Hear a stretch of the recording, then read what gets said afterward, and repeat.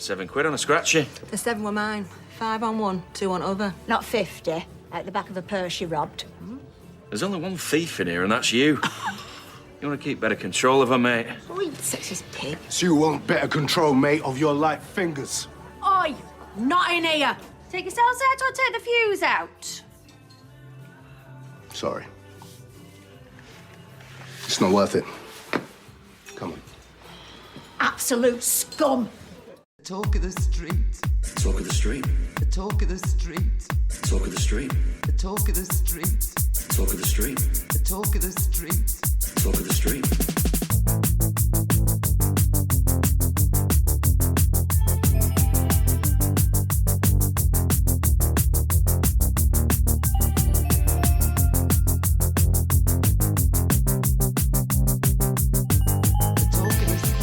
Hello and welcome to episode 351 of the Talk of the Street, an unofficial Coronation Street catch-up podcast that once again forgot to write an intro this week. I'm Gavin.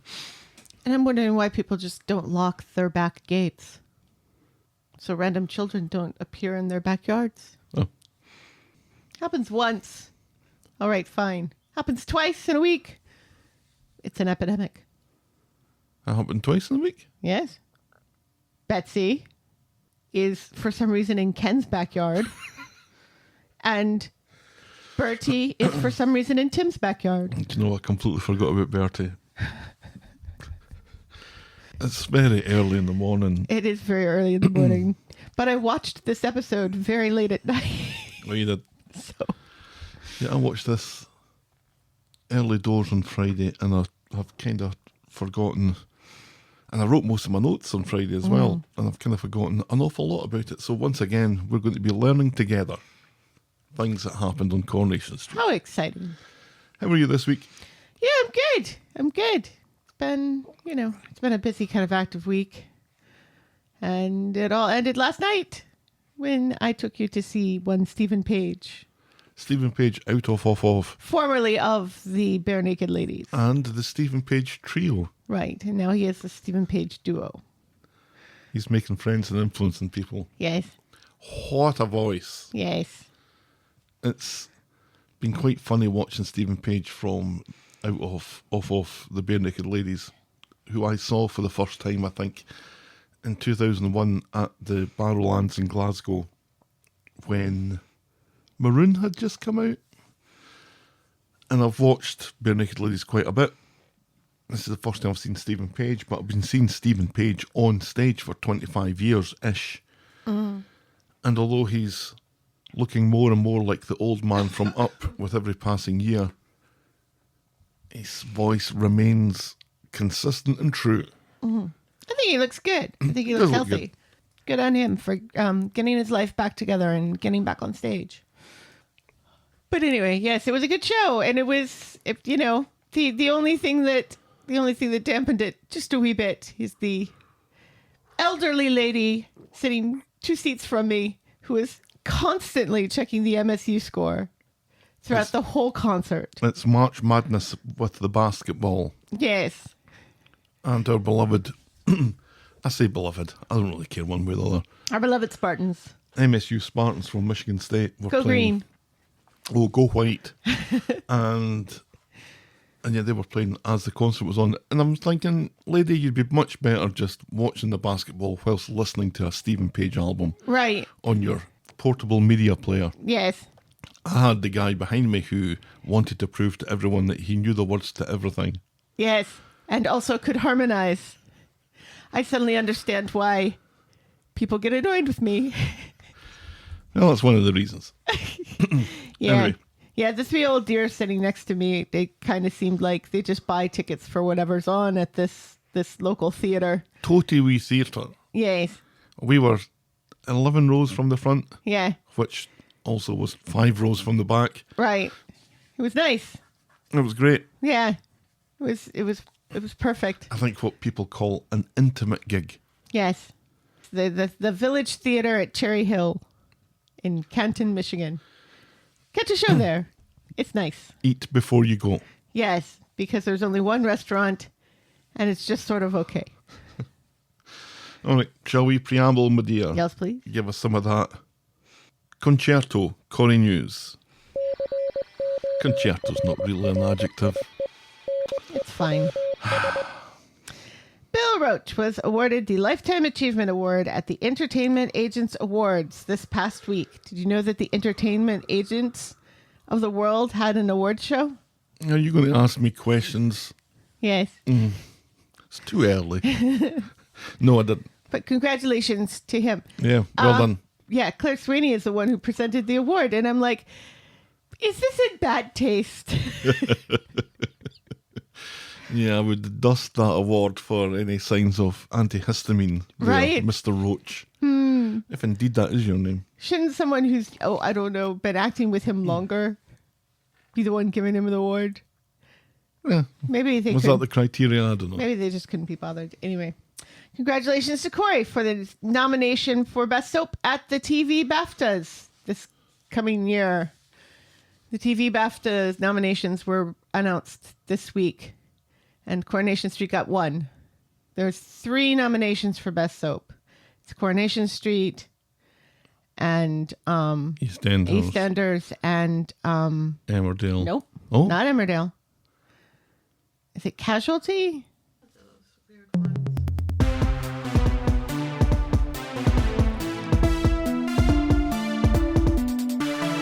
Is that because I said Casualty? It is, and also I'm just getting some practice in. Going to be using that button quite a bit today. Yeah, we are.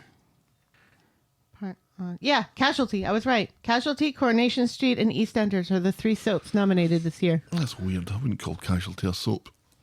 So, apologies to fans of Emmerdale and Hollyoaks and... I haven't watched Emmerdale in a while, but from what I can gather from social media, it's not very good at the moment. But from what I can gather from social media, nothing is very good at the moment. That's true. And finally, Mick, we barely knew ye. Joe Layton, who plays the character, has quit the show, although reportedly he won't be leaving until July, or his last episodes will be in July. So I have read that he didn't quit. I have read that this was always going to be a very short-term gig for him. And I'm not sure I believe that. No, yeah, because the article that I read, says that he has quit, and then a statement from Coronation Street saying that it was always going to be temporary. But yeah, from what I remember when these characters were announced, they were announced as being regulars on the show. Oh, they weren't announced as being temporary. No. And there's question marks over whether Lou's going to be in it, which makes me think, well, if there's question marks over that, then exactly how planned was this? Right. It seems like Lou is going to stick around. So I don't know, maybe divorce? It would make sense. Who wouldn't divorce that guy? I'd divorce him twice. I'd marry him again just to divorce him again. What I really enjoyed from the media coverage of this was Coronation Street star set to quit. Yeah. And first of all, I'm not sure that after a dozen episodes we can call him a star. No offence to him or the No, of course the not. character's only been out for a very short period of time. And also, I'd be then meant to care that a character who has barely been in the show is not going to be in the show. It seems strange. Everything about it seems very strange. Yeah, it's like when they claim that when, they're writing about somebody who's been in the show for like 3 months. Legend or fan favorite or icon. And it's like, wait a second, guys. Legend and fan favourite Bobby. Bobby! I like him. Well, He's he's not my a- favourite. No. But we do like him. Yeah. Yeah. And that's Corrie News. We like Bobby. That's Corrie News. I think part of the reason why I like Bobby is that no one else does. Anyway, that moves us seamlessly on to our pro-Bobby section of the podcast that I like to call Everyone's a Critic.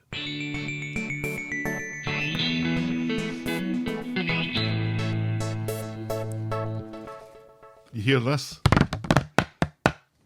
It's physical mail. It's a postcard from Postcard Canada. From sunny Canada. From Calgary, Alberta. We haven't been there yet. We've only been to Ontario. We really should broaden our net. We should. And you also need to get up. Time for me to get up. I wonder if Stelly will phone again this week. I do hope not. Yes, we have physical mail. This is from Canadian Jennifer, who writes, some of us still like our American friends. Just sending this to say hello from Calgary, Alberta, Canada. Keep up the great work from Canadian Jennifer. See also Sinkhole Jennifer. Ah. And Jennifer has addressed this to Gavin Helen, P.O. Box 12. Uh-huh. Remember when I set up the P.O. Box and they returned something because it was addressed to Talk of the Street rather than Common Language Network? Right. Well, apparently now they're getting used to it. And Yeah. Gavin Helen is enough to get through to us. Yes. Which I find a little bit more personal and enjoy very much. Yes. This has a rodeo from Canada on the picture end of the postcard with two people, one holding a Canadian flag and one holding an American flag. Aw. Friends forever, Friends. but maybe not politically. Friends for now. We will always be friends with Canada. That was one of my favorite parts of the concert last night when Stephen Page said that he always had a soft spot for Michigan, and somebody in the crowd shouted, "We love Canada!" And then they were hustled out of the theatre and shot. No, it seemed like the hometown crowd was fairly liberal. Yes. Well, it's a Stephen Page concert. Well, there is that. And it's fairly close to Detroit, so. So thank you, Jennifer, for our physical mail. I love getting physical mail. And Yes. that was very nice to see in our P.O. box. Especially postcards. Yeah. Then Josephine writes, once upon a time I got stuck in an elevator of a hotel. And this goes back to a couple of weeks ago when we were talking about what happens when the power goes out in a hotel. Uh-huh. Isn't it funny how people write in to continue our tangents? Right, yes. Uncorrelated. Right. My fellow riders and I had the idea to press the alarm bell button, but nothing happened, so we started pounding on the walls of the elevator and shouting and burst. I don't think I'd hit anything in the elevator. No. I'd be terrified it was going to fall. Yeah. Then we heard someone shout, "The power's out," and we were resigned to waiting it out and trying to stay calm. One of the men in the lift was missing puck drop at the hockey game, complaining wildly about that the entire time, and unfortunately that same man also had possibly the worst flatulence I have ever experienced. Oh, no. 2 hours later, we emerged from the lift feeling nauseated, greasy and tired. So yes, I can say that the power does go out in a hotel, and now I almost always take the stairs. Yes. Thank you very much, Josephine. Have you ever been trapped in an elevator? I haven't. Been trapped like, I think, 2 or 3 times It's one of my fears. when I was a child. So, I have a fear of being trapped in an elevator, and I used to have a fear of missing a flight. I no longer have that fear. and drowning. Oh, I will always have that fear. Oh, what a horrible way to go. Oh, that first breath that you take and there's no air, there's just, oh, no. Hate it. Hate it, hate it, hate it. Lightening the mood, we have Maisie Didgley, new listener here in New Zealand. Loving your hilarious take on my favourite show. My mum watched it back in Oxford, England, when she was a little girl, and Corrie has been my inheritance from her. Listening back to some older episodes, I've heard you mention things like the first storyline is the last storyline, and there are rules to your show. I was wondering what you meant and what those rules are. Well, so I write out the storylines as they appear on the show during the week. So the first scene from the Monday episode will typically be the first scene, or the first storyline that we talk about, unless that storyline also happens to be the final scene of the week, in which case we'll end with that and we'll start with the second storyline. Yes. And what other rules do we have?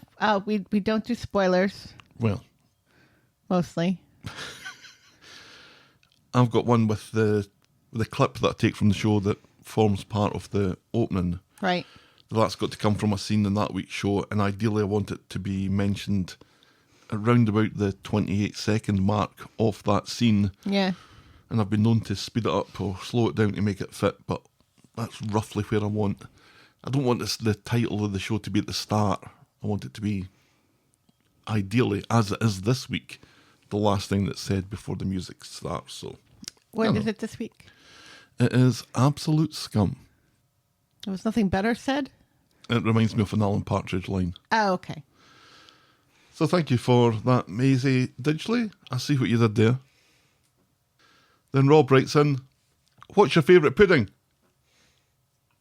Well, my favourite pudding is banoffee pie. What's your favourite pudding, Helen? Lemon meringue pie, I think.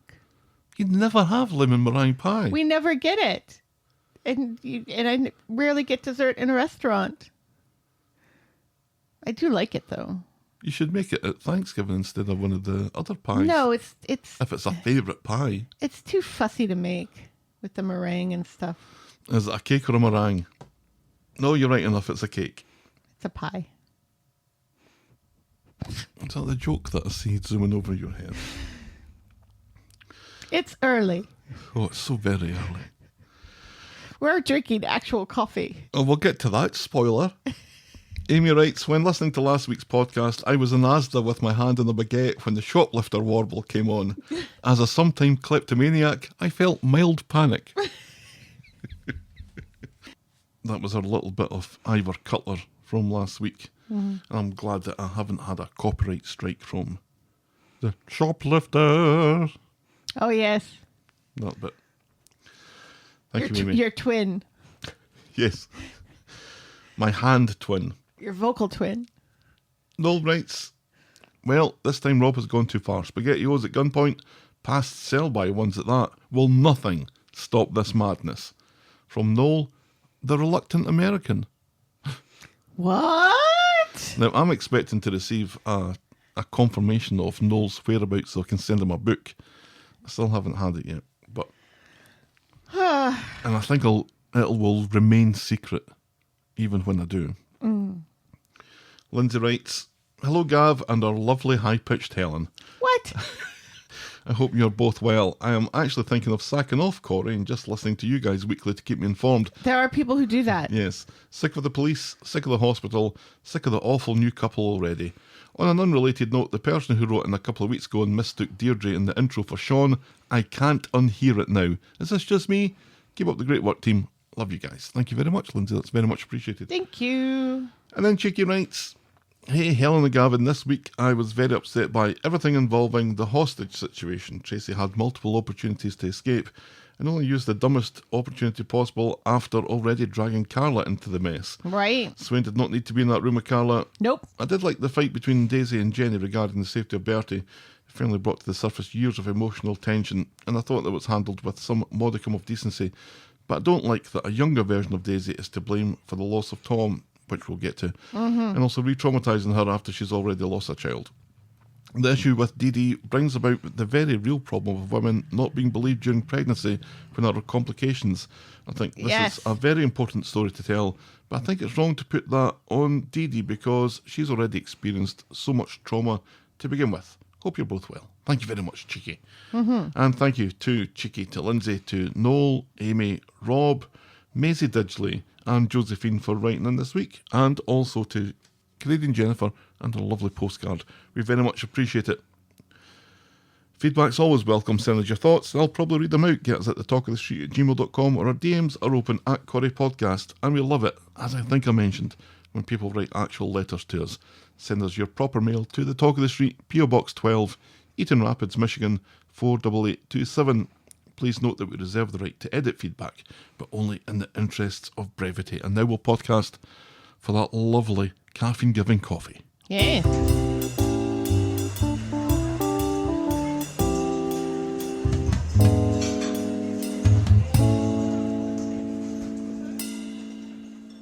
Thank you to Nadia for our coffees this week. Thank you.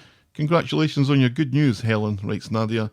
Thanks to you both for the great podcast as always. Cheers. Thank you very much. Thank you very much, Nadia. And thank you to Canadian Lois. Canadian Lois writes, have watched the street since Steve and Andy fought over the same girl until Canadian Stephen shuffled off this mortal coil. The utter dreck that's followed is utter caca. Thank you for watching, so I don't have to, and filling me with such joy every week. Love you both, from Canadian Lewis. Well, thank you very much. Thank you, Canadian Lewis. Canadian Lewis. So many Lois. So many Canadians love us. So hopefully we'll be welcomed with open arms as we sneak across the border in a wee boat across the river. I will be holding my phone case next to my head. The Talk of the Street phone case that has our pictures on it that I continually forget. My phone case has my own picture on it. Yeah. Mine doesn't. No. Mine has Prawn of the Dead. Yes. Yes. With your prancing brains. Yes. That's a pun. It is. So we are drinking coffee this week, and I have a backup iron brew just when that runs out. Thank you to Nadia and to Canadian Lois for our coffees this week. It's very much appreciated. The Talk of the Street is and will always be free on your podcast provider and on the YouTubes, but if you think our show is worth anything more than the time it takes to listen to it, and if you want to show your appreciation, you can buy us next week's coffee by going to ko-fi.com, that's ko-fi.com/The Talk of the Street. You can also sign up to be a friend of the podcast through the same link, where for as little as $2 a month you can get a mention in the closing credits of each and every episode. And if Ko-Fi isn't your thing, we also have a Patreon site where you can show us some love. Sign up to be a friend of the podcast there at patreon.com/The Talk of the Street. But remember, you can always support the podcast for free and get us in front of new listeners by liking, subscribing, rating and reviewing wherever you get your podcasts. I've heard people call it Ko-Fi. It's Ko-Fi. That's Ko-Fi. Because it's supposedly like hi-fi and Wi-Fi, isn't Right. it? Yes. Well, Ko-Fi, that's like I guess, sounds a little bit more like coffee. That's like, yes, but it's Ko-Fi. It's like that one podcaster I listen to who calls it Patreon. Patreon. That sounds a little bit better, I have to say. Chicagans. What are they like? What are they like? With their restaurant options and gun crime. Yes, and overly complicated pizza. But a decent mass transit network Yes. with haunted stations. But anyway, Yes. shall we dive in, my dear? Y'all, please. Our first storyline tonight is, or this morning, is Brother, Can You Spare a Kidney? So we get through this nice and early. Yes. Now, I was enjoying this from the position of irony and campness.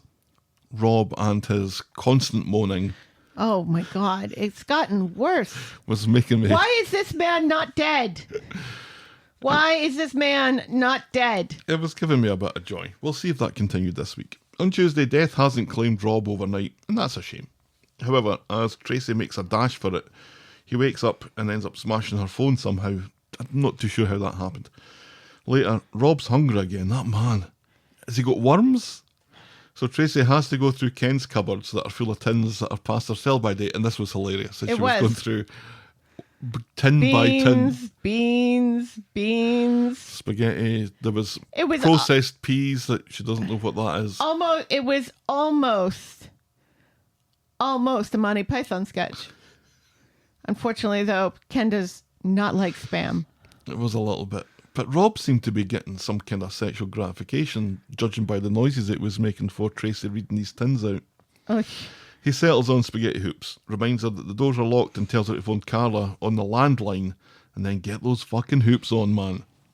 Meanwhile, Bobby is babysitting Betsy when Carla comes in with some cast-offs to unhem, and then she gets a weird call from Tracy, inviting her over to talk about a bit of the business that's come her way, and she tells Carla to come over now to number 1, and Carla does that. for some reason.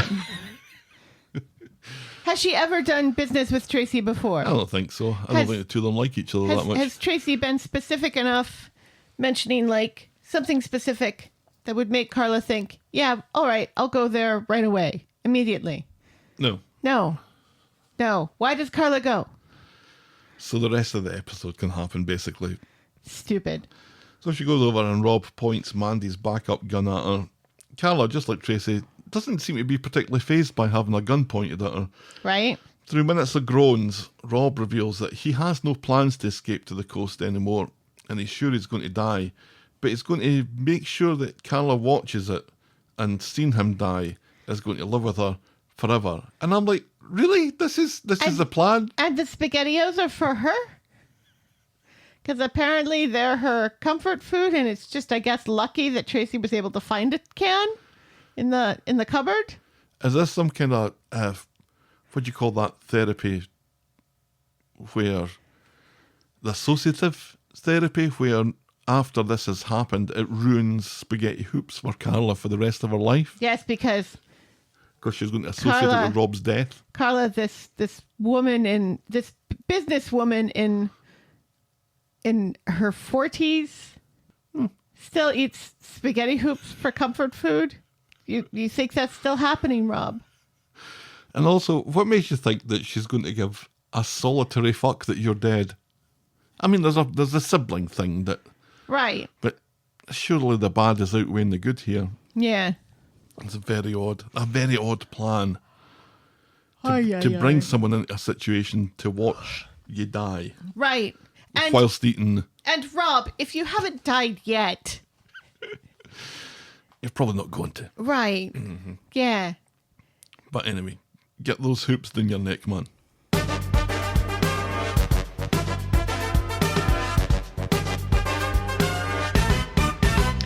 Swain. So back at Carla's, Swain comes in looking for Carla, who isn't answering her phone or texts. It's the middle of the workday, Swain. It's the middle of the workday. Rob is going to say something later that I felt was bang on the money here. Mm-hmm. But anyway, she's surprised to learn that Carla's going off to see Tracy. Back at number 1, Carla is winding Rob up about how little she cares about him and how he's too cowardly to blow his brains out and to do it in private. Carla gets a call from Swain, but Rob has her phone and mocks the text messages that she sends, calling Swain clingy, which she absolutely is. She really is. Minutes later, Swain is knocking on the door and the windows of number 1, so very, very clingy. Carla distracts Rob with some quality Angel Delight chat, which allows Tracy to nick the back door key and make good her escape and raise the alarm with Swain. Swain calls it in to Kit, but neglects to mention that Carla is the hostage that's part of the hostage situation at number 1. And this is an important detail. When Kit asks this very important question, this very specific question, Swain hangs up on him. Just hangs up. Just hangs up. I'm only a little surprised that she didn't drop her phone on the ground and smash it with her heel. That seems to be how people hang up these days. So she goes in to number 1 through the back door. For some reason. Which She thinks this is how you handle a hostage situation? You make yourself a hostage that nobody asks for? As the police is surely aggravating the situation. Absolutely. She has a clear sight of the two of them. Stay outside. And also, if you stay outside, you can make sure nobody else comes into that garden for some reason. That's never fully explained later. Right. And It's suddenly so and suddenly grows a foot in order for their shoulder to be the thing that is shot through the kitchen window. Well, let's wait till we get to that. So she goes in and tries to calm Rob, who moans for about half an hour, and then orders Swain to lock the back door again because Tracy didn't take the key with her for some reason. Why would Tracy not take the key? Right, it's just a wee skeleton key. What do you mean by skeleton key? Because skeleton key for me means this is a key that can unlock any lock.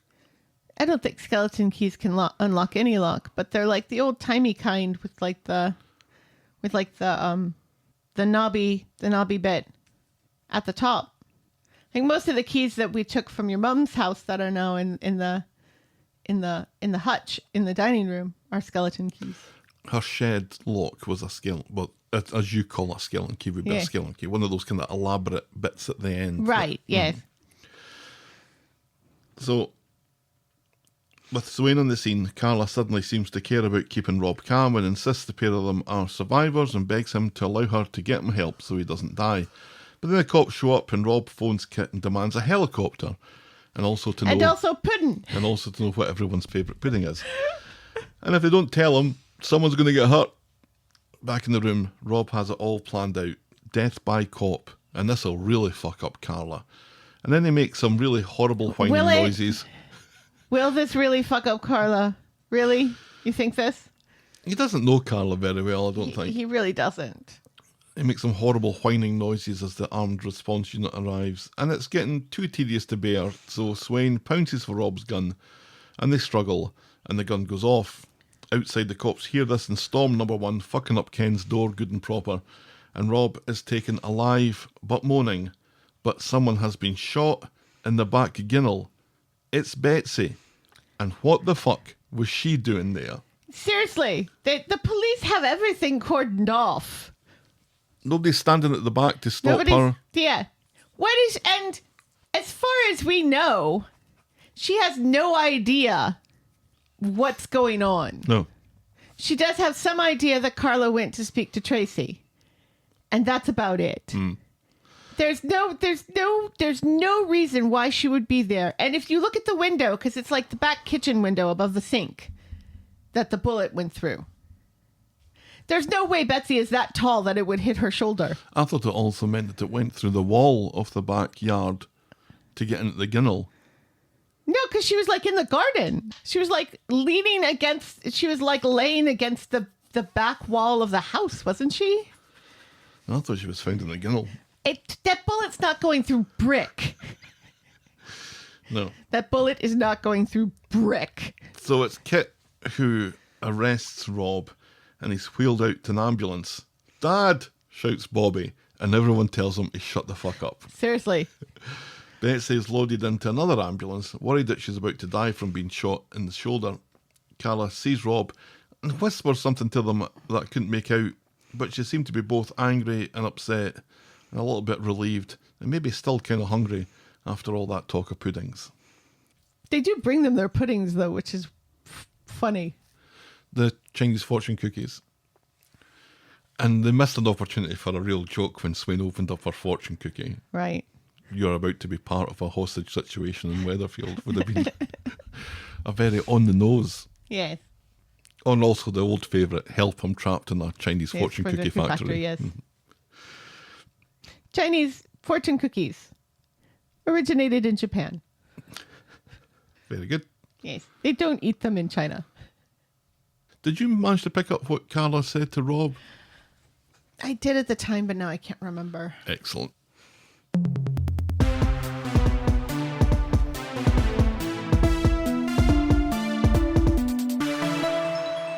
Something about being a survivor or something. No, she's already said that. Yeah, well, I think she reinforced it or something. On Wednesday, at the hospital, Carla tries to buoy Swain's spirits, but Swain's spirits cannot be buoyed while Betsy is in surgery for a gunshot wound to the anorak. Meanwhile, Kit is on the street looking for Tracy and takes her in for questioning. Tracy isn't about to take this lightly and reminds Kit that Rob had a gun on her. Yeah, well, not when you went to get his passport, he didn't. Right? Kit knows about this. She says that she was worried about her family. Oh, your family that were on holiday at the time? Tracy is fucked good and proper here, and Kit reckons that they have enough to charge her for aiding and abetting and some other things. At the hospital, eventually a surgeon comes to tell Swain and Carla that Betsy's wound is worse than they thought, and she might lose the anorak.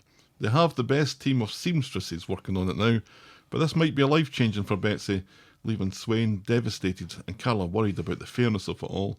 And to make matters worse, Swain confesses that she was the one who shot Betsy, but no one can prove it was deliberate. No. And also, no one can prove that. Because, because why would that child be in Tracy's back garden? It's so stupid. The phrase and of... nobody has an explanation for this either. I think Swain at some point does ask Betsy what she was doing back there. We will get to that. And there's no real satisfying answer to that. No. It's a bit of a stretch to say that Swain shot Betsy, but that seems to be the line that Swain's using. Because it's not as if she just pointed the gun at Betsy and shot it. It went off during a struggle. Right. It's a struggle that she instigated right enough, but... Through a window, which nobody... Possibly a brick wall.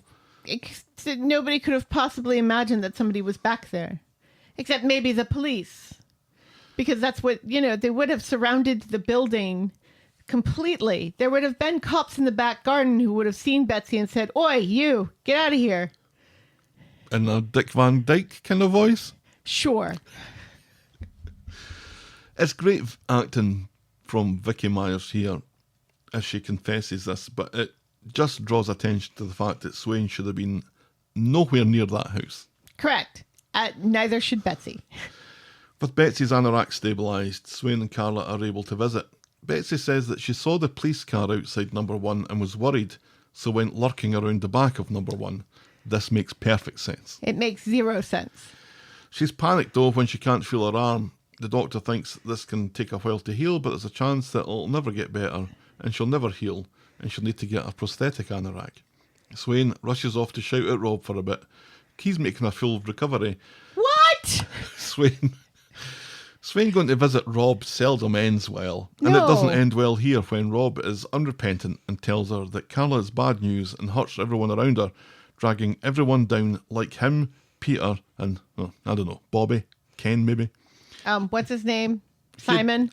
He advises Swain to get out while she can. Meanwhile, Tracy is released without charge. Amy picks her up and lets her know that thanks to recent developments, Ken will no longer be throwing her out. Huzzah. Back at the hospital, Rob's words seem to have had an effect on Swain, and she blames Carla for what's happened to Betsy, because this all goes back to the time that she opened her door on that kid on the bike and insulted him. Really? I was like, are those things connected in any way? I guess because Carla did them, and that's how she got introduced to Swain? Swain says that she should have trusted her instincts, and she sort of sounds like she's just broken up with Carla while living at Carla's. Right. Yeah. On Friday, Swain is ignoring Carla's texts. Betsy can sense that something's going on, and Swain admits to telling Carla that she needs to focus on Betsy, which Betsy interprets as binning her off, and reckons that Rob will be laughing his remaining kidney out because of this. So Swain goes home to apologise to Carla for what she said yesterday. Swain's not very good with relationships, is she? And she very much just acts off the instructions of others. Right, yes, Rob and also... says, you should dump her, so I'm going to dump her. Yeah. And then Betsy says, no, you shouldn't. So she changes her mind. Yeah, I don't like this aspect of her personality, because it's not like this is the first time that she hasn't off the cuff dumped Carla, only to, 5 minutes later change her mind. She did it like 3 times in a week one time, didn't she? Yeah. And To the point where Carla said, are you dumping me again?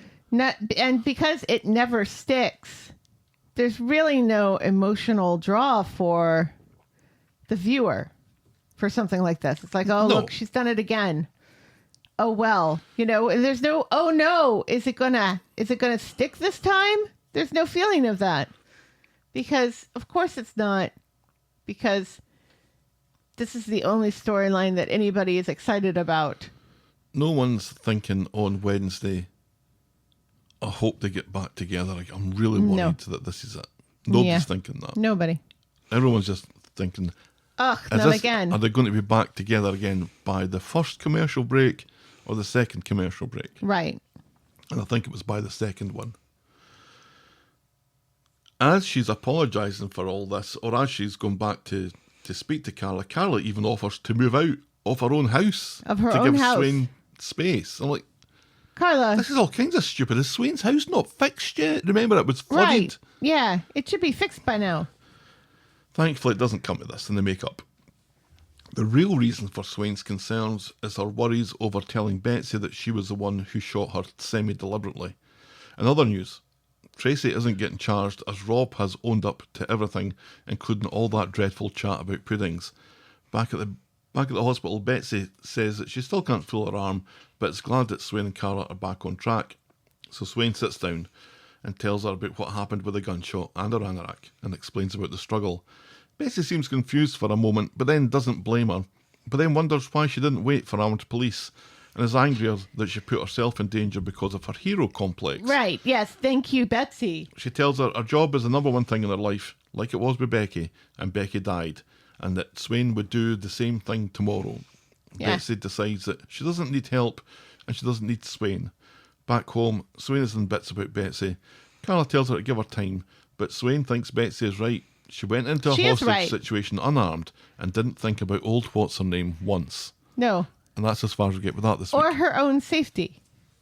It's like, you're not invincible, woman. You're not even Wonder Woman. And, it's totally against police protocol for you to be putting yourself in that sort of situation, especially when it's a situation involving people that you were in a relationship with. Yeah. If anything, you call that in and then you step aside. Swain used to be like... Let's spend 5 minutes talking about what Swain used to be like. The best police officer was. in Weatherfield. She loved the truth and justice. Right. That was all she cared about. And she was hard. Hard-nosed detective. Yes. And none of that is true now. And again, I go back to the fact that since she got made a regular character, they have to broaden out what that character's motivations are and what her attributes are, and everything that they've added to her is kind of diluted away from her being the hard-nosed detective out for justice and out for truth. There are still aspects of that remain in her. But then she has this other part of her that is clingy, which you could put down to the fact that her wife of many years died. So she's overprotective, I guess. But she flips between one option to another depending on who's giving her advice. Right. And she does seem that if she's clingy because of what happened to Becky, she would be even more clingy to Betsy because of that. Right. And she that doesn't seem to be the case. Especially when Betsy says to her, every time you go out, I'm worried that you're going to die. Right. Yeah. And that doesn't seem to give Swain the amount of pause that it probably should. Yeah. Especially in situations like this where she's deliberately putting herself in a situation where she might die. What she's saying to her mum is, I don't want you to be a detective anymore. It's not saying that I don't want you to be in the police anymore, because there's jobs in the police where you're probably very safe. Right. But there's jobs where you're less safe. Yeah. And Swain currently has one of those less safe jobs. But that's not sufficient for Swain to make a change to her life. No. Because I guess this aspect of her has been the hard-nosed detective that wants the truth and justice. They're trying to hold on to that. Right. But maybe she should, stop and think and not think with her vag when... No. Badge or vag? Vag. It was vag, I was right. Okay. You were correct. It's bound to happen sooner or later. Because that's the only reason for her to go in there is because it's Carla, who she is currently in a sexual relationship with. Yeah, if it was Rob, Tracy and Mary... Yeah. Do you think Swain is bursting in for that? No, of course she isn't. No, of course not. Fuck you, Mary. You're lucky that Swain doesn't shoot you herself. But, so I think everything that Betsy's saying is right. That she didn't think about, and Swain admits this herself, she didn't think about her daughter as she ran kind of pointlessly into that situation, which we agreed, probably made things worse. Made things worse and did not help at all. And yeah, not thinking with the right side of her brain. This whole storyline is just so ridiculous and so manufactured. Mm-hmm. Like, there is absolutely no reason why Betsy should have been in that back garden. None. Zero. And there's no reason why there wouldn't have been a police presence already in that back garden. Well, let's have a little think about Betsy being in the back ginnel or the backyard or wherever it was that she was. Bullets aren't going through brick, not even on Coronation Street. Remember, a character who last week was scared to leave the house. Right, yes. This is one of the many reasons why she would not be in that backyard. With her blue anorak on. Right. That makes her look like Kenny from South Park. Whose anorak is orange. I know, but it's all I can see every time I see her in that anorak is to think of Kenny. You're weird. So when she got shot, I was like, oh my God, they've killed Betsy. You bastards. Yeah, they would have surrounded the house. There would have been police in the backyard as well as the front yard. Or the police are leaving the back escape completely unmanned. Right, which would be stupid and against protocol. And Tinker wasn't there, so we can't say that. Which is weird. Why is Tinker not there? Where is he? What is going on with him? He hasn't left yet. Or are they just going to disappear him and not even give him a leaving storyline? I think the next time we see him is going to be part of his leaving storyline. Right. So, the fact that there was no police presence in that backyard, that everybody was in the front, and the police that found Betsy were police that had run through the house to the backyard, as opposed to, I don't know, getting in the backyard before the whole barge into the house. Because why would you leave the back unmanned when that's probably how Rob is going to try to escape, if he can even stand up anymore? Yeah. Because that's a lot of blood he's been missing, and he's been infected with sepsis for like a week now. And the ketchup that he's getting from the spaghetti hoops isn't going to replace that lost blood. No, because he's not even eating the spaghetti hoops. He's forcing Carla to eat them. I do think it was funny. I didn't really mention it when Kit is interrogating Tracy and talks about how much of a decrepit, useless man, a big hunk of just dead meat that Rob was. Right. And absolutely no threat, riddled with sepsis. Right. Barely able to stand. Yeah. And this is what had terrified Tracy, apparently. Right, yeah. All he did, and I cut the clip, because of course I did. I cut the clips out of Monday's episode of moments where Rob is moaning, and moments where Rob tells them to do something twice. Right. Because he says to them, sit down. And then he says, eat it. And he does this a few times. Those moments stitched together lasted for a minute. Yeah. So a whole minute of that episode was Rob moaning or repeating himself. Yeah. Oh. I don't know why Corrie insists on doing hostage situations, because it's really, really bad at it. Really? This was terrible. The one in the prison a few weeks ago was maybe one of the worst things that I've seen on Coronation Street. And the one at the abandoned office building where Rob took a spill over the railing at the stairs, that was just ridiculous as well. It was dreadful. So I'm not sure why we keep on trying this. It needs to have Rob as a believable threat. Yeah. And even with a gun, he's not. No, he's really not. Because he should be dead already. And he looks so ill. Because he is. So it's not as if they're trying to paint him as being this strong, muscular man. They're painting him as a man who's on the brink of death. Right. But still they want him to be a threat. Who can barely stand up. Barely pick up the gun. A strong breeze would be enough to knock him over. Right. Because let's not forget, when he found that key, he was on the floor because he couldn't get the door open, and he tried to open the window that Swain is going to shoot through later. He tried to stretch to something above shoulder height. Right. And that's what happened to him. Yes, and let's remember, he had to stretch above shoulder height to try to open this window that supposedly is right at the correct angle for Betsy's shoulder. Do you see Swain leaving the police? No. Because that's her character. That's her personality. It'd be very difficult for them to make her give her a desk job.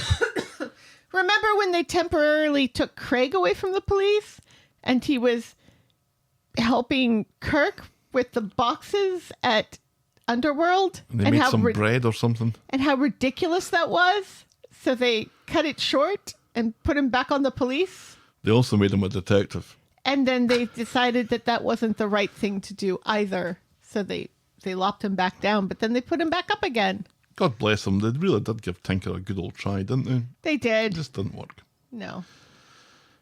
Oh well, we'll see where that goes next week. Moving on, our next storyline tonight is tonight. Listen to me. This morning. This morning is Fuck You, Coronation Street. Fuck you in the asshole. Oh, so aggressive, Helen. On Tuesday, Eileen and Julie are making plans for an afternoon out, hammering the cocktails. Eileen is insistent that they squeeze the tits out of life, is what I thought she said. Yes. I think but she it said wasn't, pips. It's the pips, yes. It would have been fun if she said squeezing the tits out of life. Who knows what that means? George is unsure that they're pushing Julie too hard. Julie, meanwhile, is in pain and skipping her meds. Outside, there's an incident at scaffolding where something falls, I think it's a pipe, misses Julie by some distance, but because she's doubled up in pain anyway, everyone thinks that she reacted to a near miss. Eileen and George give the scaffolders a piece of their mind, and one of them nastily thinks that Julie is making a meal of this, until Todd explains that his Auntie Julie has cancer.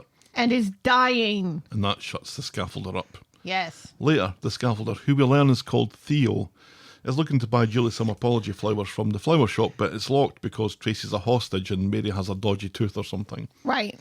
Todd happens along and offers to take Theo on a guided tour of Weatherfield's many other florists, in other words, devs.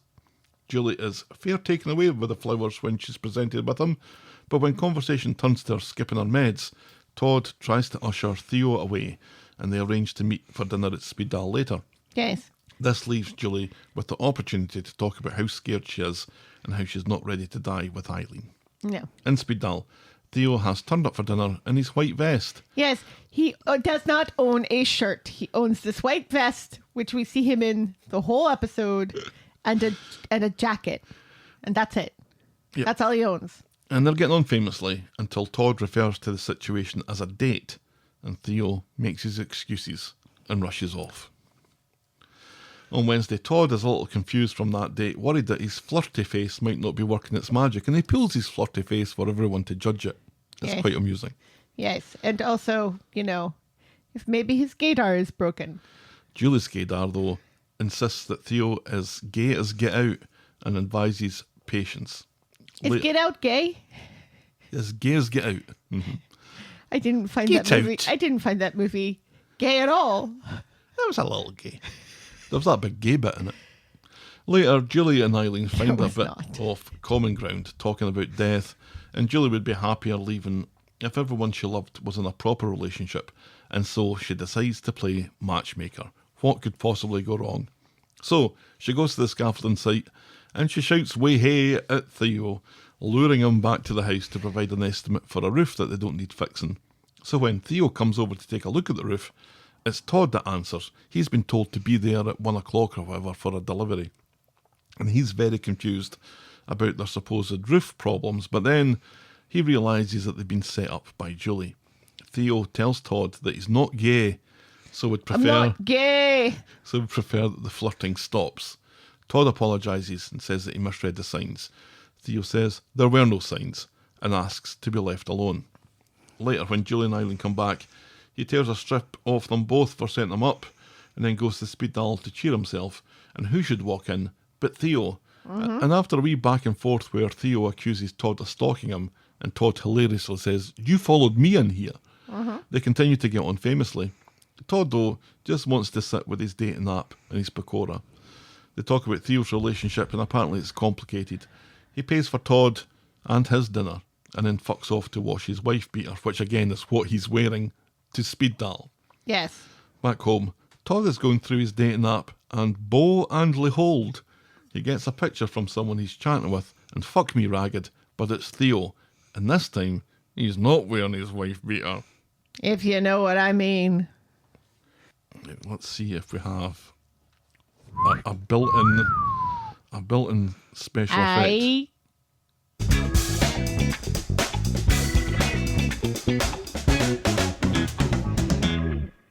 Maybe. Oh, yeah. No.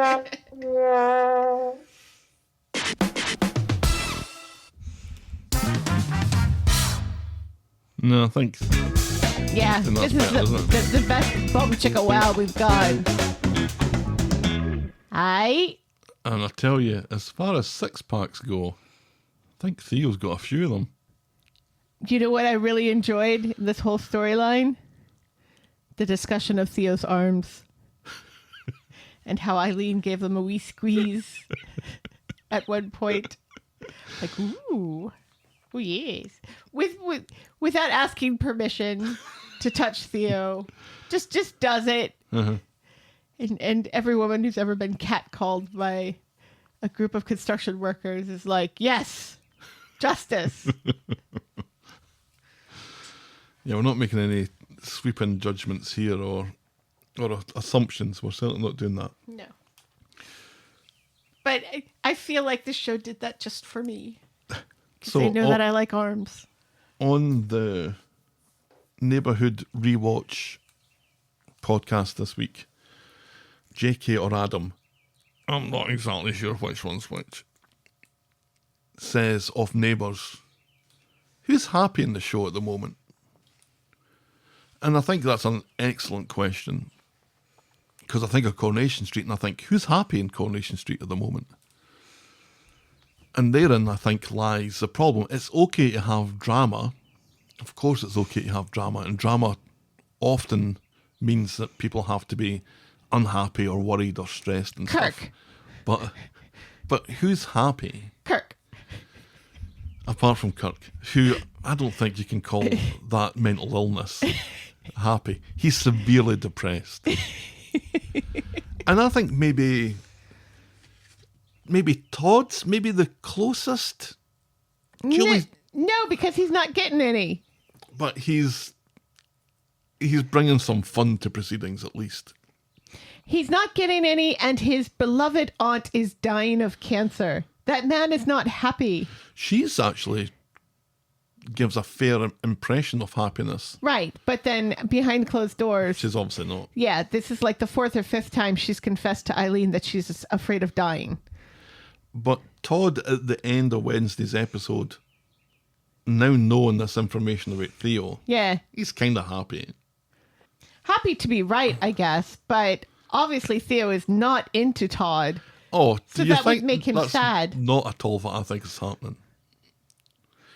I think You Theo know, is... a gay man does not claim to be straight to a man that he wants to have sex with. I think Theo is struggling with his sexual identity That picture did not in imply... person. That picture did not imply any And that's sort not of... in person. He has an element of anonymity on the app. Because although his picture's on it, what's the chances of somebody just happening upon that picture? Pretty high. Very careful not to say coming across that picture. Right. Just happening across that picture. And Fairly high because... in Coronation Street, fairly high. But in the real world, maybe not so much. Fairly high because on those apps, because they're... the intention for a lot of them is just for a hookup and not necessarily a relationship. That you can specify a very specific range of location in order to find somebody who is nearby who can very quickly consent to a one-night stand for you to go and have consensual sex with. Or a meeting in the park to feed the ducks, as it were. Well, it's illegal to have sex in the park, but, you know, whatever floats your boat. The ducks. I'm I pretty think- sure it's illegal to have sex with a duck as well.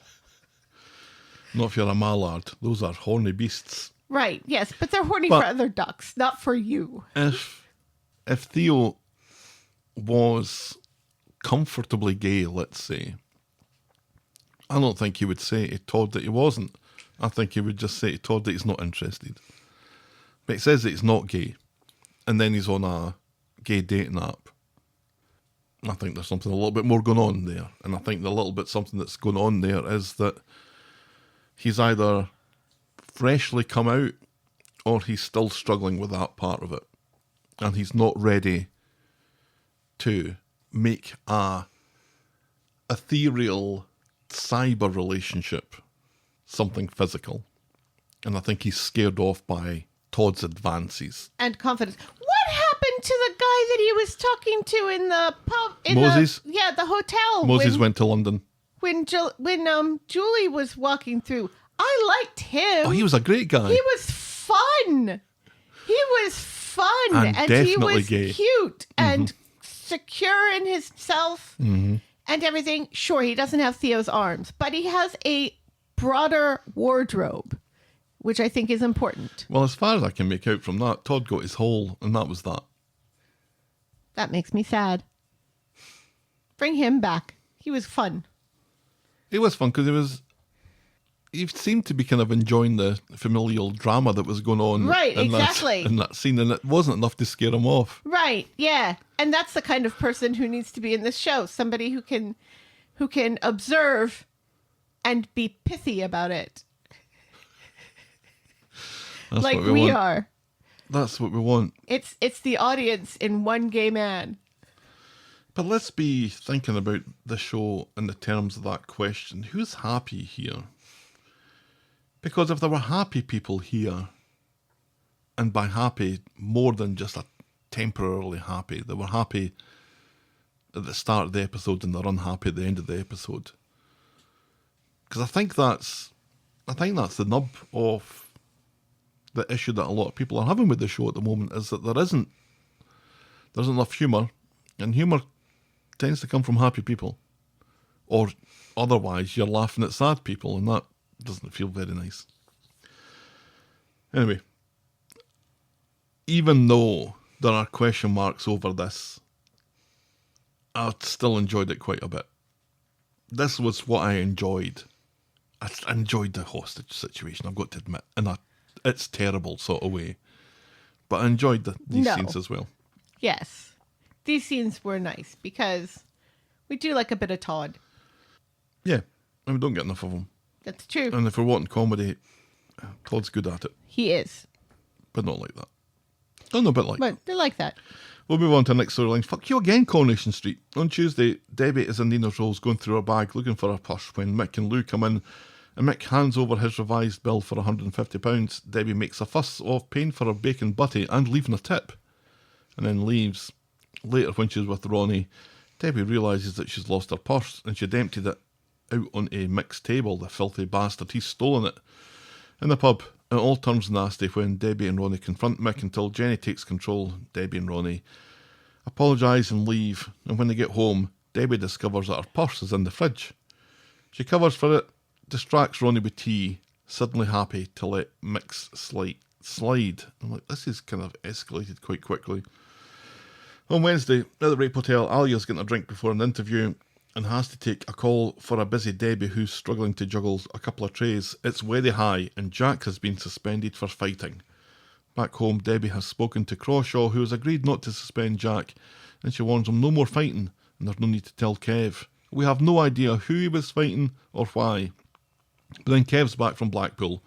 Abby and Alfie are sitting outside in the car, which isn't weird at all, and Kev thanks Debbie and Ronnie for everything that they've done and apologises for being a twat the other week.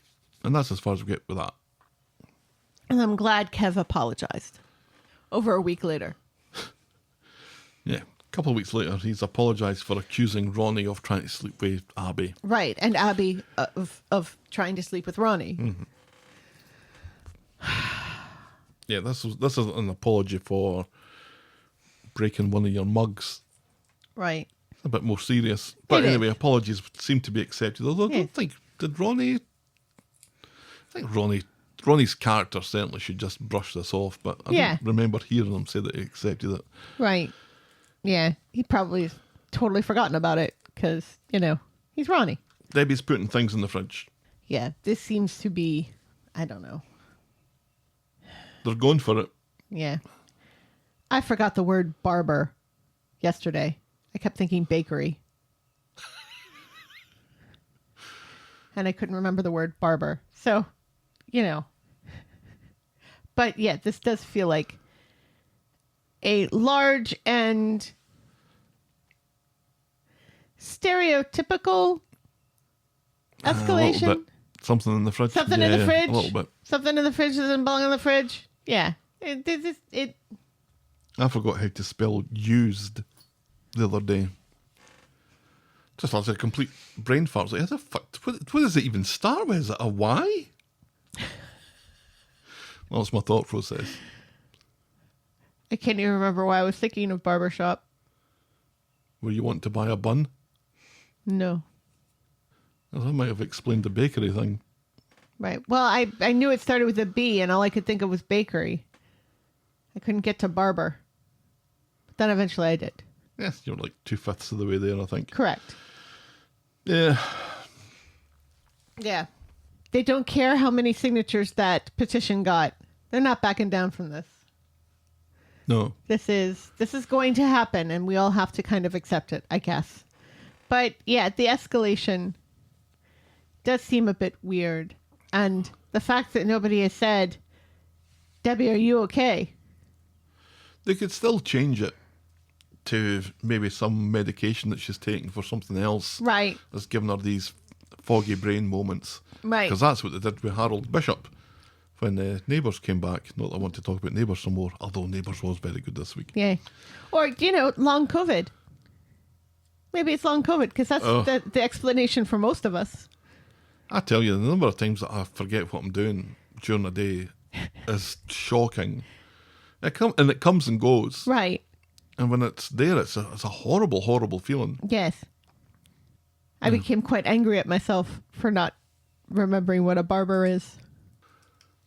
These things happen. This is part of getting old, isn't it? I suppose. But what's confusing me about this is the Jack fighting element of this storyline, which seems very random, unless Debbie's going to forget that Jack was suspended or spoke to Crawshaw or something. But he's already been unsuspended with one conversation with Crawshaw, which does not feel acceptable to me. That she just went or maybe she didn't actually talk to Crawshaw and she thought she talked to Crawshaw, and Jack's going to go back to school and they're going to be like, what the hell are you doing here? You're suspended, dude. Oh, maybe.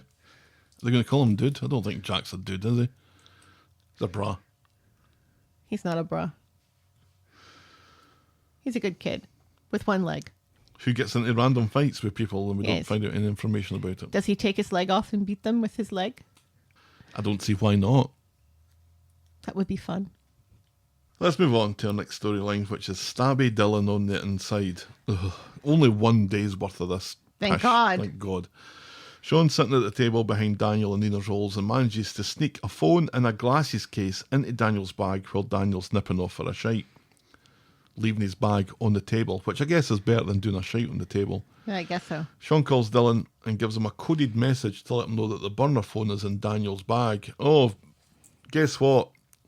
I lost my glasses, and guess where they were? They were in that glasses case. Wink. It's ridiculous. At the STC during class, Brody creates a diversion so Dylan can go through Daniel's bag, and he retrieves the phone but is caught by Daniel, but says that he was just looking for a pen. Daniel seems to fall for it, but later when the other kids are gone, Daniel promises to go fucking rage at Dylan if he finds him near his bag again. Because didn't Max do this? I'm sure Max had something to do with interfering with Daniel's stuff. Back in the cells, Brody thinks Dylan is a guy who gets stuff done and that makes him useful. And Dylan's left wondering if he's made a huge mistake. Which he has. Spoiler, I think he has. Fucking hell, Sean. You had one task, and that one task was not to do something. Right. What an asshole. What good is possibly going to come from this? None, because he's just going to escalate. First it's a phone, and then it's going to be an air fryer. Right, yep. And then eventually it'll be a helicopter and some puddings. Things escalate. Get me a helicopter and some coconut cream pie. What's your favorite pudding? And some fennel. What's your favorite pudding? Banoffee pie. That's what people yell at one another in a hostage situation. It was weird to hear it described as pudding. I don't think I've ever called it pudding. I used to call it afters. And now I call it dessert, I think. Or a sweet treat. We refer to it as dessert here in this country, but I've heard you call it pudding before. Have I? What do you want for your pudding, my darling? Do I say that? Yes. This is news to me. This feels like my whole life has been a lie up to now. I don't think I'd ever referred to it as pudding. You refer to it as pudding all the time. All the time? All the really? time. I don't think I've ever heard you say the word dessert before. Really? Yeah. How do you spell used? R. Pudd. In Cincinnati. Pud in Cincinnati. That was a good comedy, wasn't it? Unlike this, which is just dragging out for an hour and 50 minutes. They need more flying turkeys. They do. All right, we'll move on to, I think, our penultimate storyline this week. Woohoo! Sister, can you spare a baby? Oh, God. I hate this so much. Nobody's really happy in this until the end. And then they're not really happy. On Wednesday, Dee Dee's taking her best friend Sarah to meet the prospective parents for her unborn child. After the meeting, Sarah's quite impressed. Which we don't get to see. No. Sarah's quite impressed with him. Dee Dee not so much, because the father was a lawyer just like Joel, so there's red flags a go-go. She needs to be 100% sure. So Sarah suggests maybe James and Danny's the way to go, but Dee Dee says that she's made her mind up about that and it's too close, so shut the fuck up, Sarah. Seriously, Sarah, shut the fuck up. Sarah now assumes that Dee Dee wants to keep the baby, and Dee Dee angrily dismisses and says, why are you my best friend again? Seriously. They head out for a curry. What is it about this show trying to force curry down pregnant women's necks? Seriously. Sarah thinks Dee Dee is just trying to find fault in the prospective parents, and she Correct. should trust the adoption agency. After Joel, though, making decisions is tough for Dee Dee. And I can see that. Which is why maybe she shouldn't be making the decision. Maybe she should be using an adoption agency where that decision is made for her. Which seemed to be what Sarah was suggesting, that you got to put trust in the adoption agency. Right. And Dee Dee couldn't do that. Right. Yeah. It's like, you know, they do have this process of screening people, and it's quite lengthy. If, you know, my family's any indication, because like they had to expand the windows and fix the wood stove and stuff before we would even be considered for adoption. You need a wood stove to adopt? No, we already had a wood stove. There's a wood stove at Campbell Drive. Do you remember there was a wood stove at Campbell Drive in the living room? Vaguely, but I don't know why it's important when it comes to adoption. Well, because it needed to be fixed. It needed to have certain barriers put in place before they would allow children who weren't born into the family to become part of the family. Oh. Which is weird, because if you're just having a kid normally... Yeah, nobody, when you get pregnant, nobody comes into your house and says, okay, you need to fix this and this and this and this before you're allowed to, you know, give birth. Mm-hmm. Yeah. I'm not going to say maybe there should be, but On Friday. I mean, we're already falling into fascism. Let's not accelerate it here. On Friday. But anyway. Michael's back from holiday. Everybody was on holiday. Michael's holiday, though, was 6 months long. Michael and Glory were on holiday. Abby and Kev were on holiday. Everyone was on holiday. Everyone was on holiday. Cheese was on holiday. Dee Dee drops in to see him and ignores James. Michael tells her that she needs her family and James offers to buy her lunch. Curry, maybe? At lunch, James makes another pitch for adopting Dee Dee's baby. And as she protests, she looks like she's going into labour, but she insists that it's just a twinge. But when that twinge comes back, James tells her pain is weakness on the body and ushers her to hospital.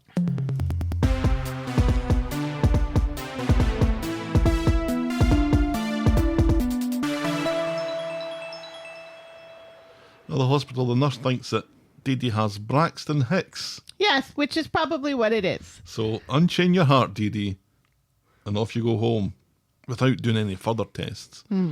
Probably because all the testing slots are taken up by Bertie in another storyline. But anyway. Right, but also, it does sound like Braxton Hicks. Back home, James and Dee Dee chat about America and losing adoption and getting a dog. So Dee Dee looks like she's about to have a change of heart. James has come back into the show with something that passes for a sense of humour. Did you notice that? He's cracking jokes left and right. Yeah, which is Since when did James do that? Yeah, that's Michael's deal. Michael's supposed to be the funny one. Dee Dee ignores this as she offers him her baby. Sensing this, Ed is on the phone immediately to find out that he'll be able to have this grandkid after all. In the pub, Dee Dee's best friend Sarah's chuffed that she's getting her way, but then Dee Dee's having more twinges and puts her brave face in it again, blaming the Braxton Hicks. And that's as far as we get with that this week. You kind of knew that Dee Dee's going to change her mind about this. I don't think that she should have. But it's so fucking stupid because she shouldn't have, and she shouldn't have so easily. No, and she shouldn't be surrounding herself with people that are trying to force her to change her mind. Right. The fact that Sarah is also trying to force her to change her mind, you know, that's a person you don't need in your life. That is a person you don't need in your life. There isn't. Run away, Dee Dee. There isn't a pair Run of away. leather trousers leather enough. Right. You know, and everybody's like, oh, well, they're moving to America. You don't have to ever see this child again. And it's like she's never going to see her brother again just because he's in America. Mm-hmm. I know things are bad here, but they're not that bad yet. Planes still fly in and out. Yeah. And sometimes they actually land. Not all the time, though. Not all the time. No. That's the I hate that's this. the roll of the dice. I hate this storyline where once again a woman makes a decision and then the whole storyline is people trying to force her to make a different decision, and then eventually she caves for no reason. Mm-hmm. Yeah. Then the first time the show's done this won't be the last.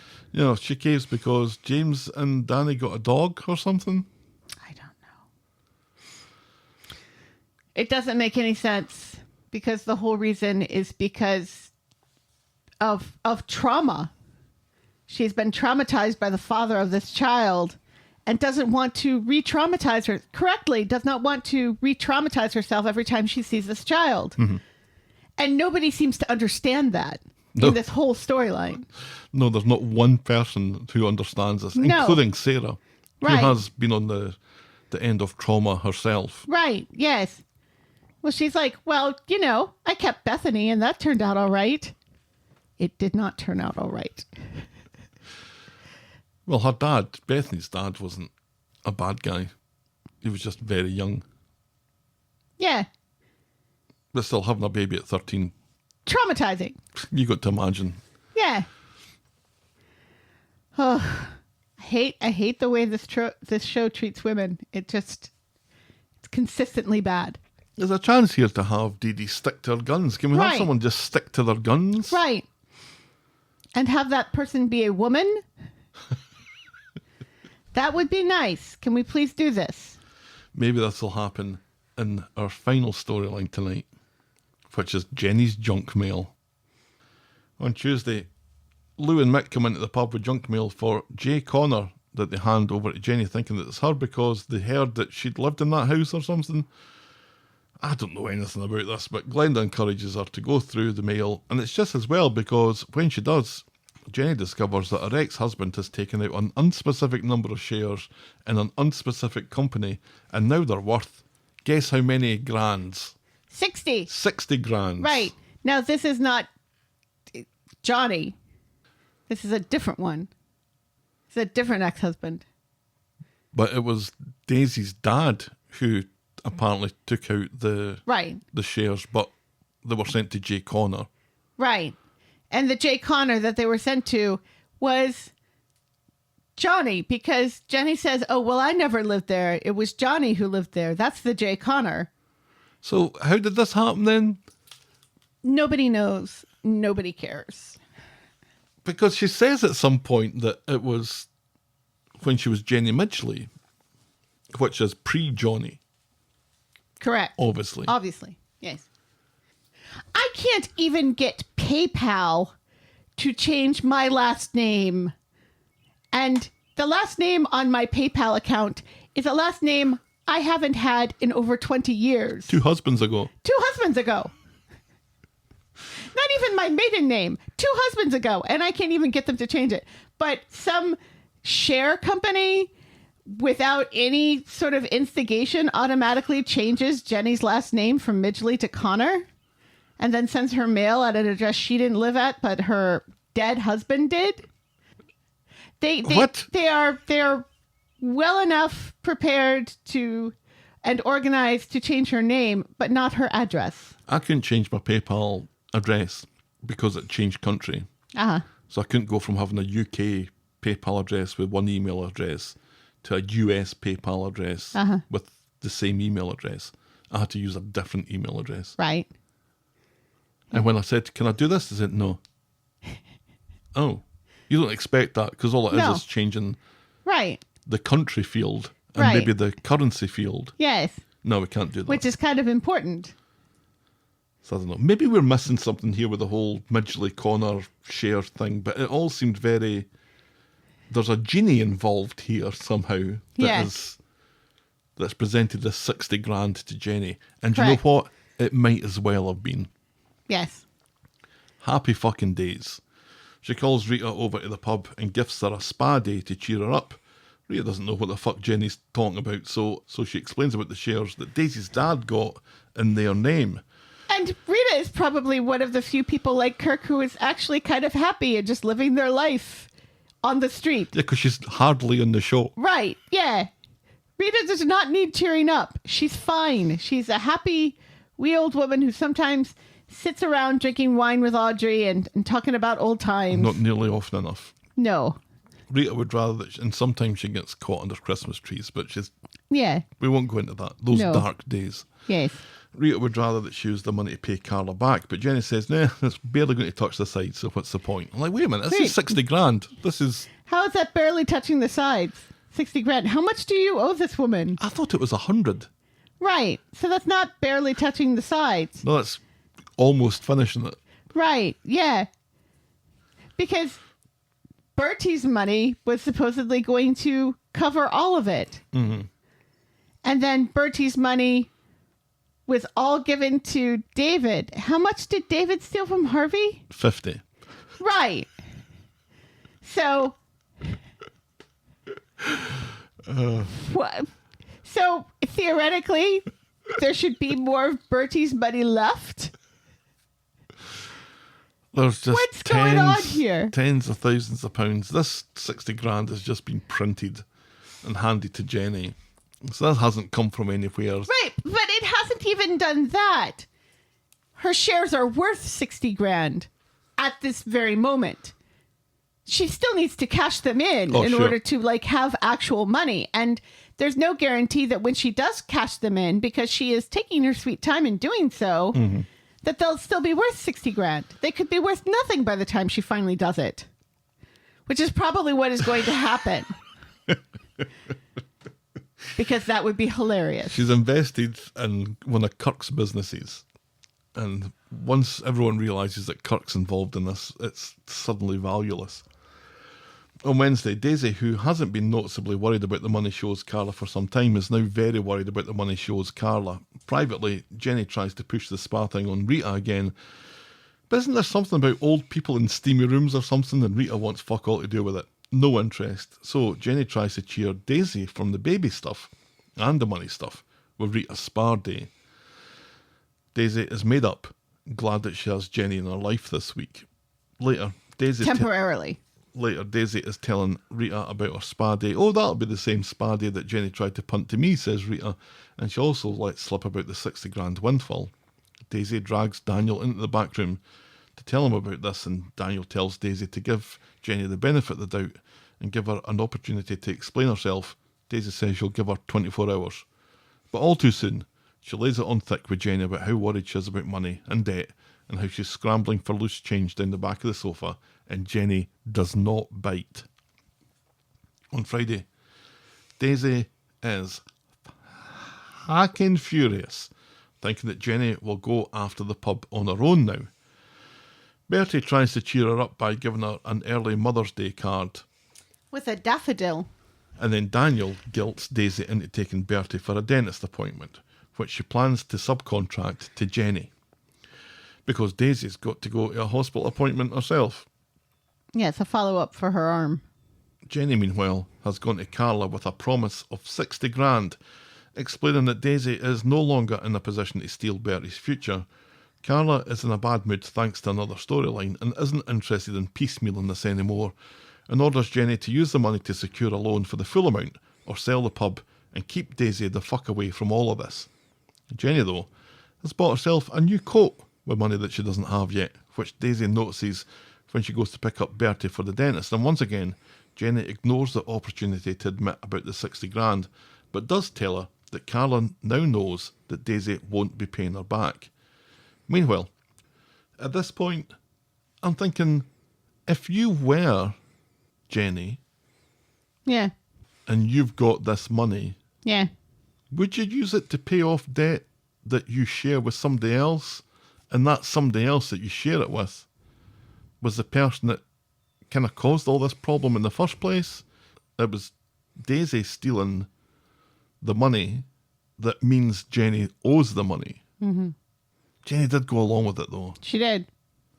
She still owes this money regardless of who she was involved with. Right. Meanwhile, Cassie drops into streetcars, but Steve refuses to serve her, so Tim does it, asking Steve to sit But not like that. at number 4 for But not like that. asking Steve to sit in at number 4 for a delivery from Sophie or Rosie or whoever. Right. Cassie apologises again to Steve. Tim has a little book of wellness or something that Sally gave him, and once Steve goes to the house, he reads through the book and finds that forgiveness is a gift to yourself. He doesn't read through the book. He basically goes to that page and reads like that little thing on the page of this book of aphorisms that are basically pointless. So he calls Cassie around, accepts her apology, and confirms this by slipping her his length in Tim's house. Not only in Tim's house, one presumes in Tim's bed.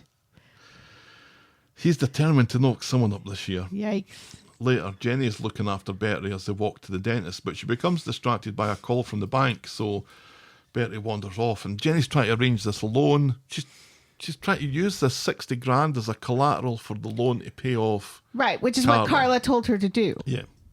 So Bertie wanders off, into the garden number 4, and into the hot tub where he proceeds to drown. Bye-bye, Bertie. Casey Anthony has an alibi. How does he get not only into the garden, but how does his soccer ball get into the hot tub?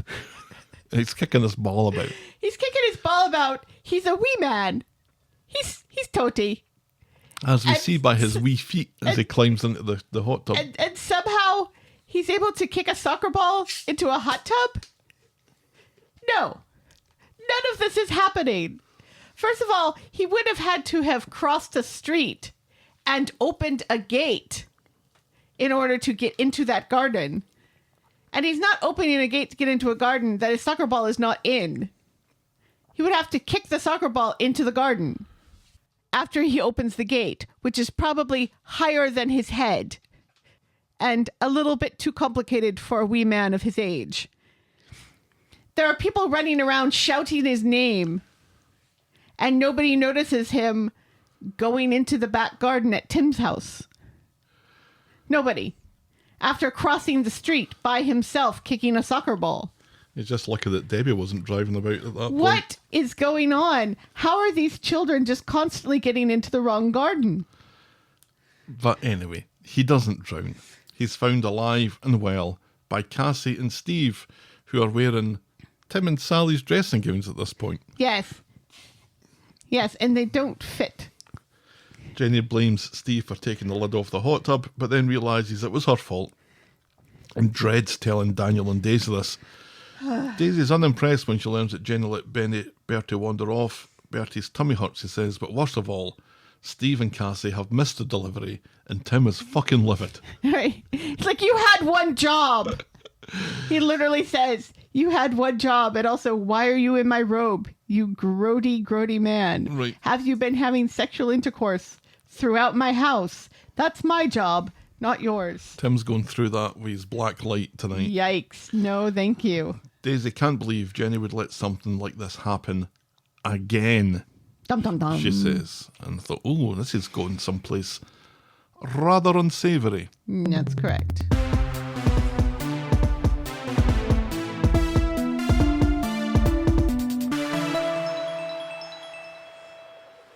There's fuck all wrong with Bertie. I don't know why they took him to the hospital, but they want to do x-rays and test him for strep and take some bloods just to be on the safe side.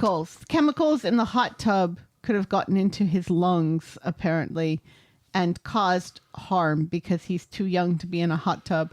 Do you know how many kids I've seen in hotels and water parks throughout this country with little kids in the hot tub? I hope you're not keeping notes. I'm counting each one because it means I cannot enjoy my time in the hot tub because there are little kids splashing people. I'm probably peeing. Probably. Daisy is upset about the prospect of losing another child, except this one isn't hers and was born. Daniel tells her that Bertie loves her like a mum.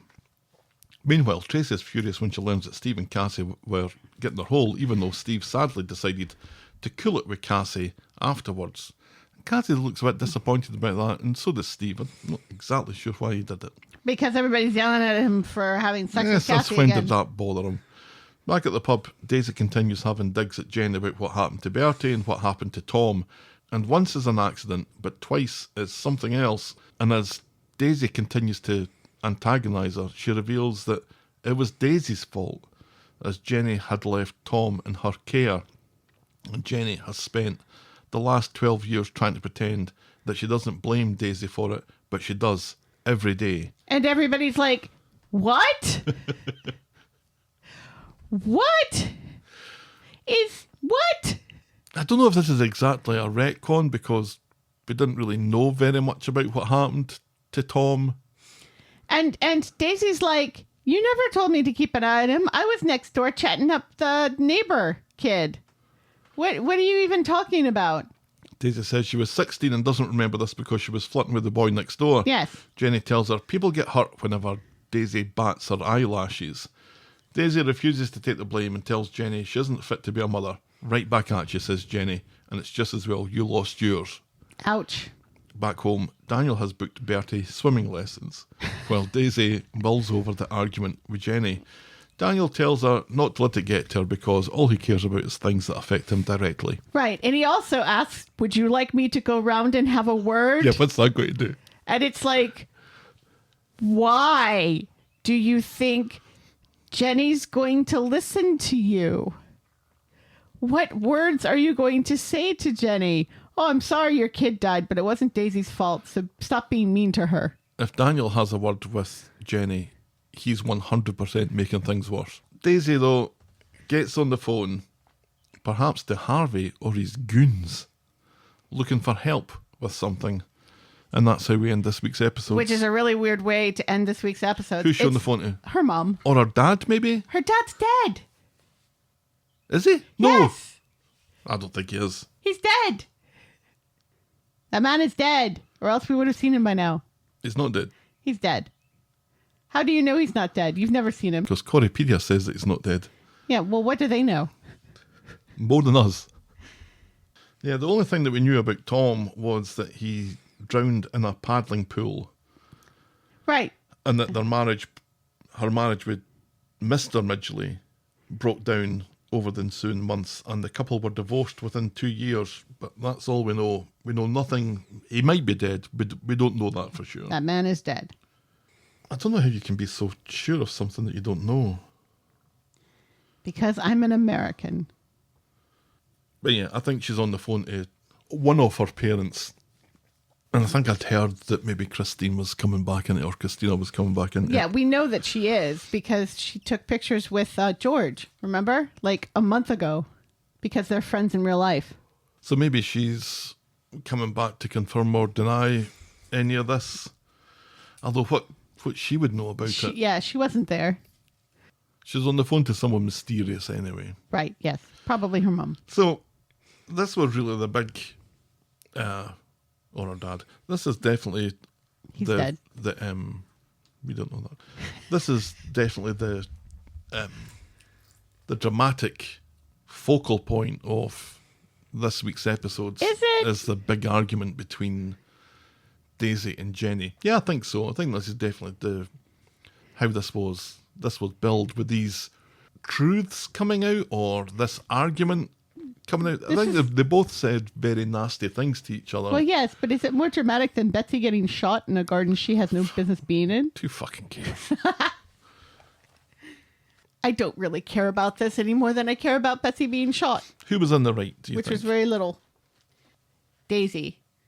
I don't think Daisy should have said I don't think Daisy should have half brought of the things Tom. that she said. I don't think she should have brought Tom up, but Jenny kind of deciding to lay this all on her after years and years and years of not saying anything about this supposedly being Daisy's fault. And this is my complaint with And it, because also saying things like, saying to a woman who has just miscarried, you don't deserve to be a mother, is pretty awful.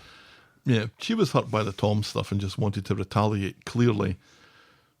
But Daisy has given Jenny more than ample opportunities to hear these truths before. The whole thing about the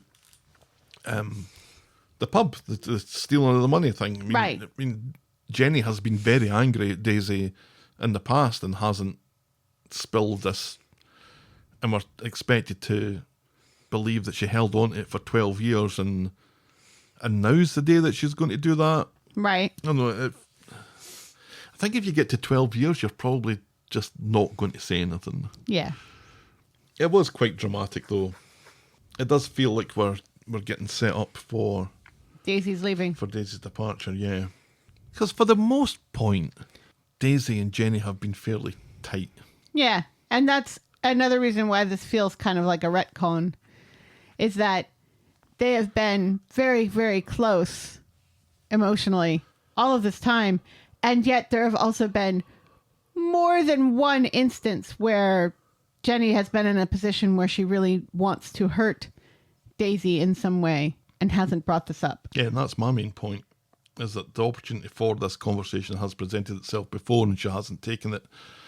And although that the conversation this time is more focused on children, I don't know that Jenny has the temperament to hold this sort of thing back for this long. Yeah. She's Especially no ginger since for nothing. they have brought Tom up before in certain situations. Not in anger, in sadness, but still, it just doesn't make any sense. The stuff with Steve was funny. It was. The stuff with Tim was very funny. You had one job. That bit was just perfection. I have to say, that bit was amazing. When he's holding up that wee card. Right. And if you've lived in the UK for any length of time, that wee card is your nemesis. Right. You hate getting that The wee wee card. Post-it note that they stick on your window saying, sorry, we missed you. And sometimes you were just in the other room Yeah. and they did not knock. They didn't knock, they just posted through the little card Right. that says that we missed you. Yep. So now you have to haul your ass down to the post office Yeah. at some point during the day Yeah. to do this guy's job for him. Right. All because he didn't want to carry something that was perhaps a little bit heavy Right. around with him in Yeah. his post bag. Correct. Bastards. Yes. I had to do that once when I moved house, when I moved to Stirling, and my my cable box had arrived and I wasn't in the house because I hadn't moved into it yet. And I went to the post office to pick it up, and because I had nothing that had my new address on it, they wouldn't give me it. So I had to go without television for a couple of days. You didn't have like a rental agreement or First of anything? all, probably rental agreement. You didn't sign a rental agreement? No, because I didn't rent, I bought it. Well, you didn't sign a mortgage Of course I did. with the address to the house on it? That I took to the post office. Well, you could say, hold on, let me go get this mortgage thing.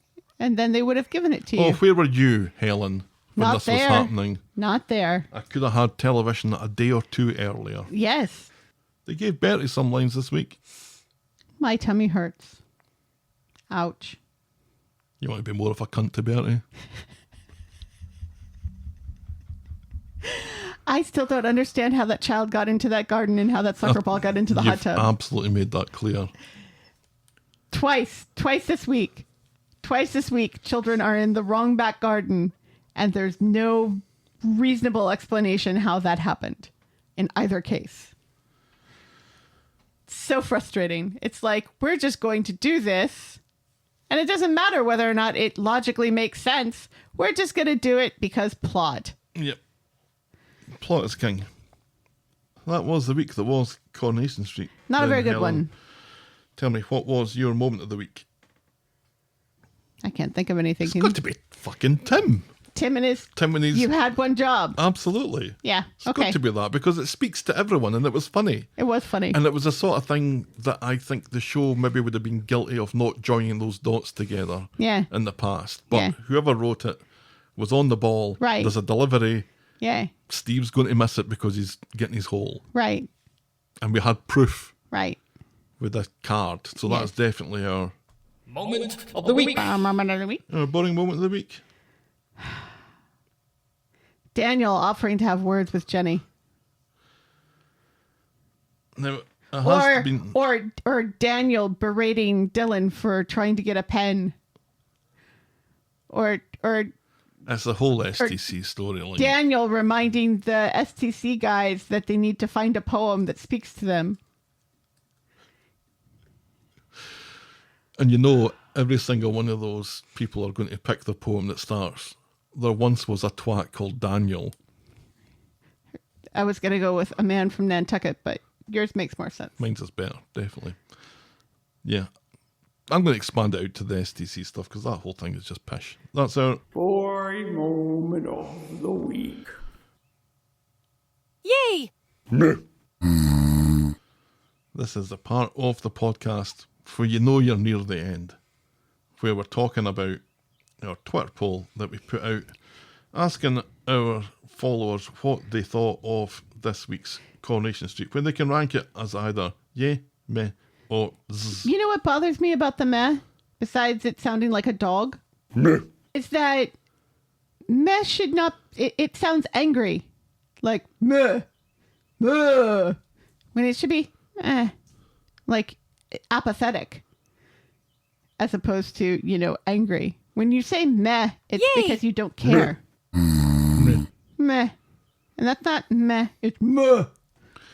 I don't think I was inviting notes on that, Helen, but thank you for them anyway. It bothers me every week. Okay, good. It stays. Our votes were cast thusly. Zzz, 26.2%, meh, 33.1%, and yay, 40.8%. What? Were they watching the same television program I was watching? It's still fairly close, but yay has won it by a nose. Well, not really a nose, by seven And it hasn't really points. won it, because if you add the meh and the zzz together, that's more than 40%. I'm going to get a notification when this poll finishes to say yeah won. And that's what's wrong with this country. Whiskey Jack writes, I think a lot of references went over me, probably because I left the story behind a few years back, especially with Jenny and Daisy. The wee lads getting into the hot tub? Question marks, question marks, question marks. Stephen, Cassie and Tracy getting jealous? Question marks, question marks, question marks.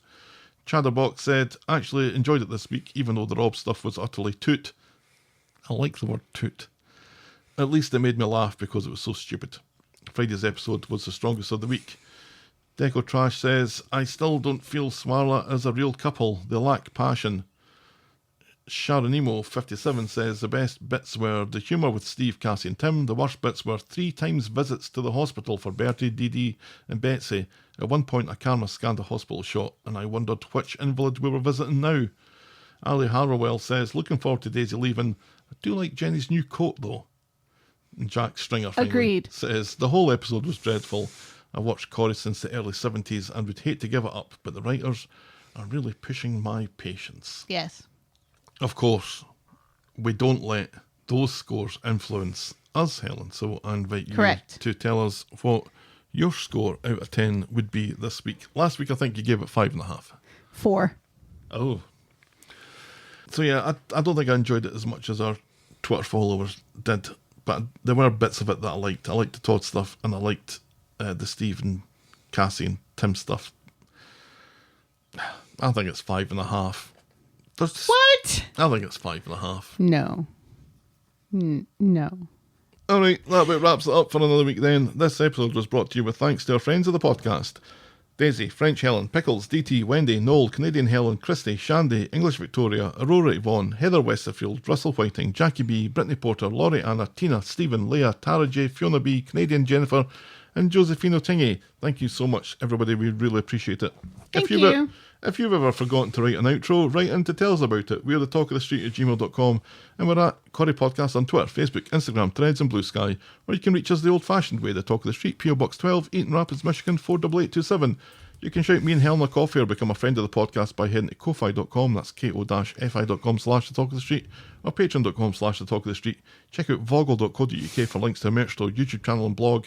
And if you're so inclined, please leave a rating and a review on the iTunes or your podcast provider of choice. And be sure to check out our pop culture sister podcast, The List of Lists. Watch more independent film. Thanks for making it to the end of another episode. And we will be back next week with more Talk of the Street. Talk of the Street. Bye. Cheerio.